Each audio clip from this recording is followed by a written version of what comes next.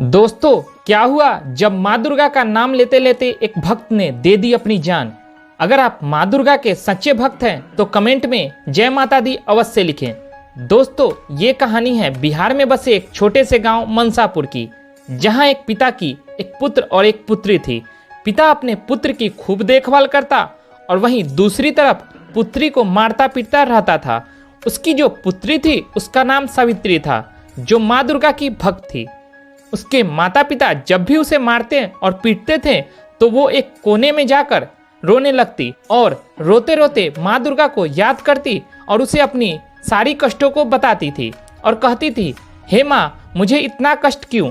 अगर मुझे इतनी ही तकलीफ देनी थी तो मुझे जन्म क्यों दिया? और वह रोने लगती थी।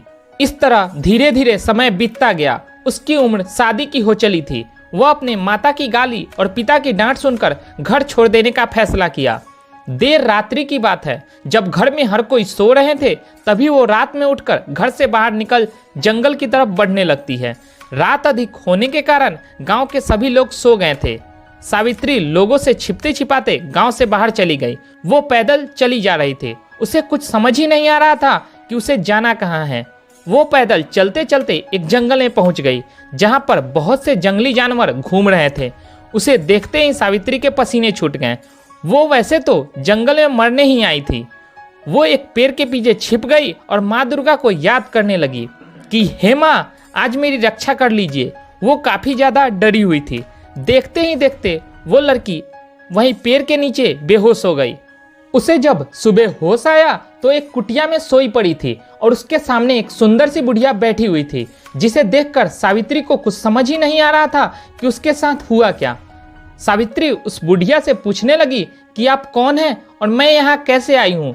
तो उस बुढ़िया ने उत्तर दिया कि तुम जंगल में बेहोश पड़ी हुई थी। तुम्हारे सामने कुछ जंगली जानवर थे।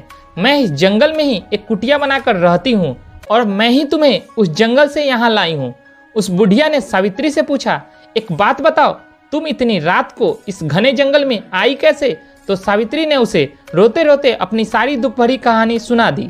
वो कहने लगी कि मेरी जो सौतेली माँ है मुझे बहुत मारती और गाली देती है। ये सब सुनकर बुढ़िया ने उत्तर दिया कि जब तक मैं तुम्हारे साथ हूँ तुम्हारा कोई कुछ नहीं कर सकता। तुम थोड़ा आराम कर लो और वापस अपने घर जाओ। वहाँ तुम्हारे माता पिता इंतजार कर रहे हैं। उन्होंने तुम्हारे लिए एक सुंदर सा वर ढूंढ के रखा है। उसके बाद सावित्री जंगल में उस कुटिया से निकलकर जैसे ही बाहर जाती है और कुछ दूर जब बढ़कर पीछे मुड़कर देखती है तो झोपड़ी और वो बुढ़िया दोनों गायब रहते हैं। सावित्री को कुछ समझ ही नहीं आता और वह सोचती है कि कहीं मैं सपना तो नहीं देख रही हूँ।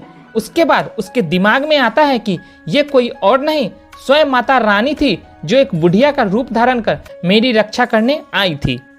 उसके बाद वो लड़की वापस अपने घर जाती है।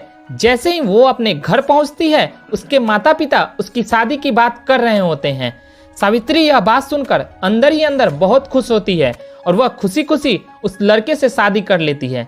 शादी के बाद सावित्री अपने पति के साथ बहुत खुश रहने लगती है। शादी के बाद उसका जीवन सुखी और संपन्न हो जाता है। अगर आप माँ दुर्गा या किसी और देवी देवता को मानते हैं और उन्हें सच्चे मन से याद करते हैं, वे सदा अपने भक्त की रक्षा करने किसी न किसी रूप में अवश्य आते हैं। आपको अगर ये वीडियो अच्छा लगा हो तो वीडियो को लाइक, साथ ही साथ चैनल को सब्सक्राइब कर बेल आइकन प्रेस कर दें, ताकि नई नई वीडियो की अपडेट्स आपको मिलती रहें। तो मिलते हैं फ्रेंड्स एक नई वीडियो के साथ। तब तक के लिए धन्यवाद।